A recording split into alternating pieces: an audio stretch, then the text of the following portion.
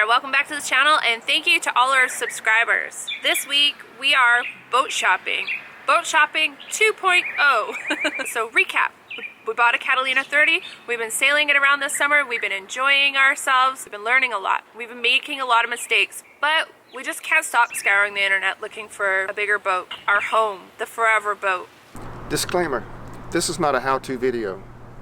This is just the process we used purchasing a boat. Let's talk about style. For me, I like a classic looking boat. I like something that has like a big nice bowsprit, teak, more teak, double ender, teak, like the round port lights. I love prisms, like that kind of stuff, you know, the big wooden steering wheel. Yeah, I mean, that's really it. Like a more traditional, like, I don't want to say pirate ship, but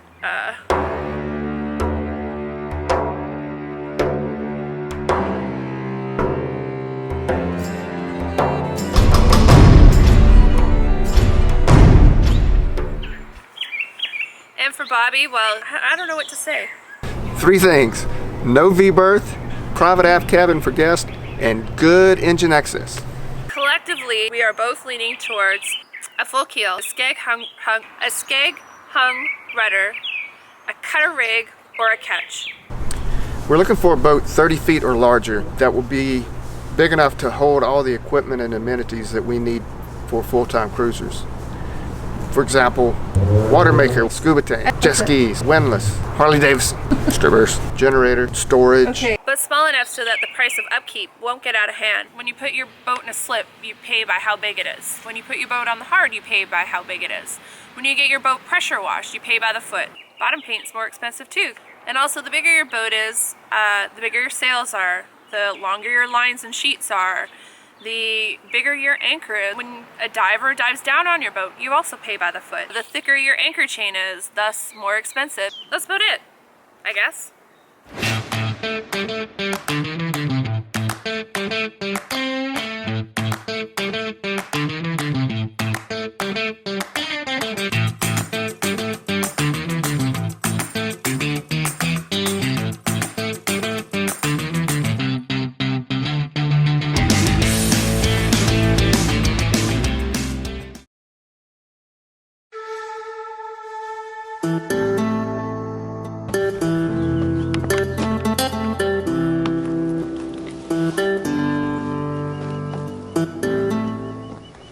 The first boat that we went to go look at was a Hans Christian 38.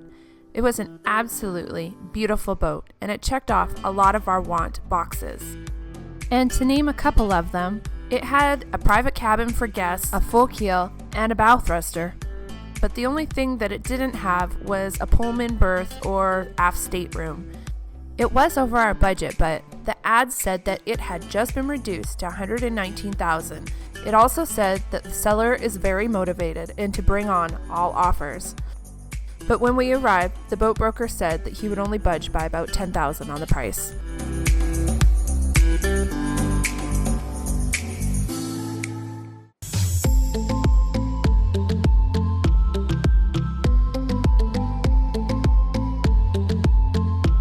This is a Choi Lee Richards offshore with a tri-cabin layout. It was a really nice boat, did need a little TLC, but it comes within budget with an asking price of $50K.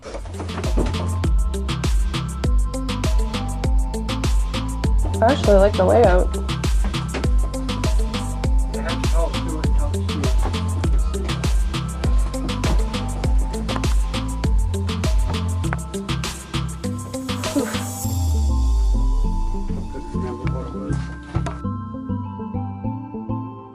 What boat did you call boat today? Well, I called about 2 boats today. The last one was Slocum 43, 1989. According to the broker, it's in very good condition, well cared for. So. What's the other boat you called about? The other boat was Tatoosh 42, and the broker was up front right off the get-go and said that it had severe moisture in the cabin top side plates. So, which is a bummer because I was really excited to go look at it. He said when they did some destructive testing to drill a 2-inch hole saw through the side, guy with the drill said when he drilled through it, it squirted water back at him. So I'm thinking there's probably quite a bit of water in there. Yeah, that's a shame. So let's go look at the slocum. Let's go look at the slocum.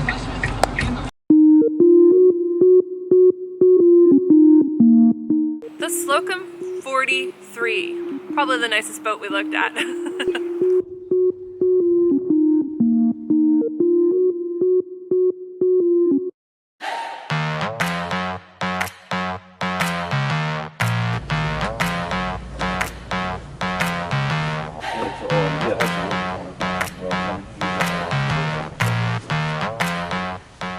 The Slocum did not disappoint. She was a beautiful boat inside and out, and she seemed to be the perfect size for 2 people.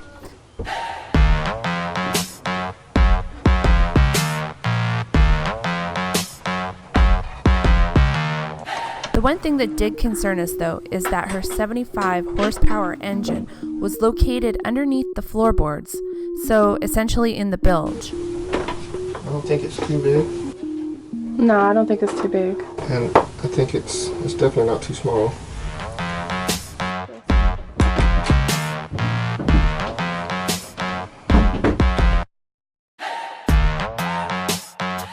The asking price for the Slocum was $135,000. This is over our budget, but it comes with everything and she's ready to go.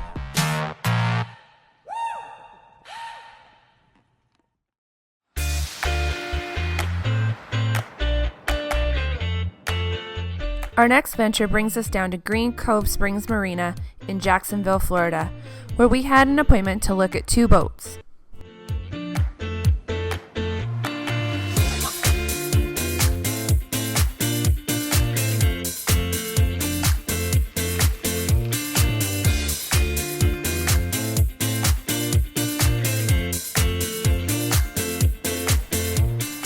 The first boat we looked at was Wildson 35.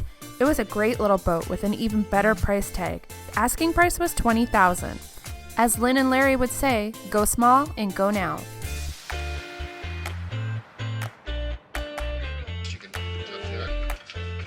Go small, go now. It's got some good storage in the V-berth.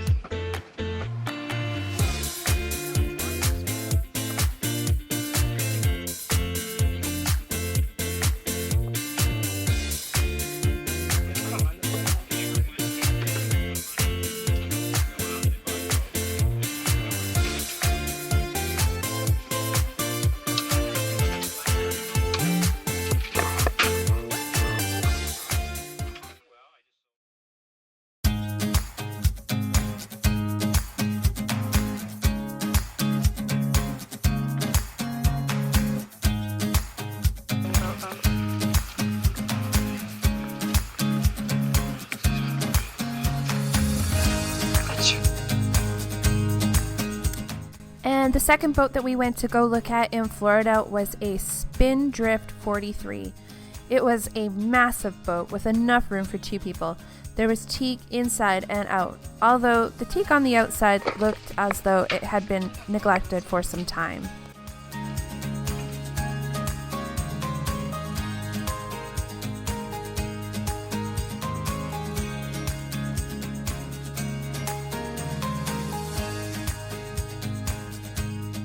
The galley was nice and big, but also halfway through an unfinished renovation.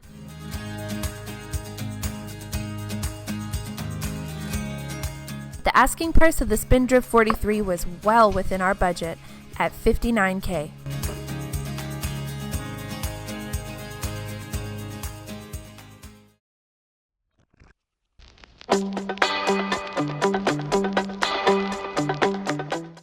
And then we drove down to Charleston, South Carolina to look at an Island Packet 38.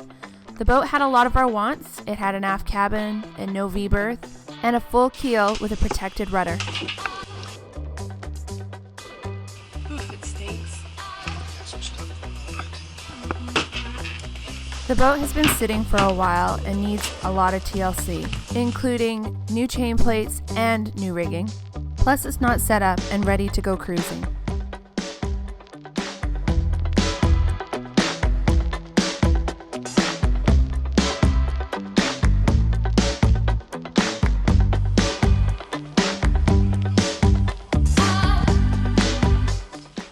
asking price had just been reduced from $99,000 to $85,000.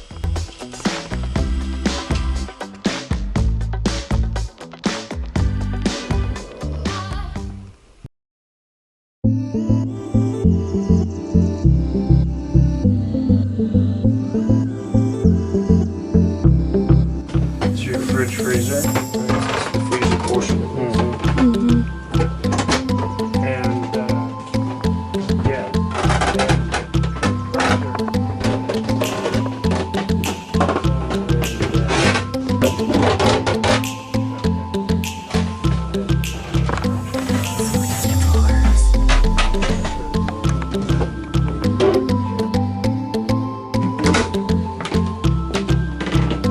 So this comes off, and there's access to the engine here. And in here, this comes off as well. Let's see. Deep cupboards. Sweating.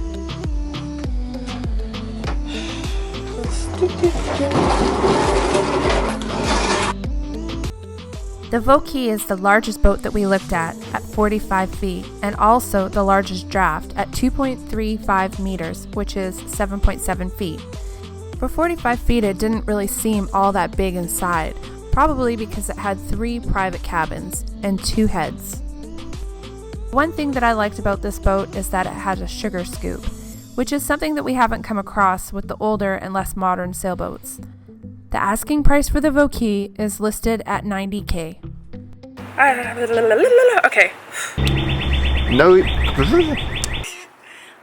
3 things. Skeg hung. What?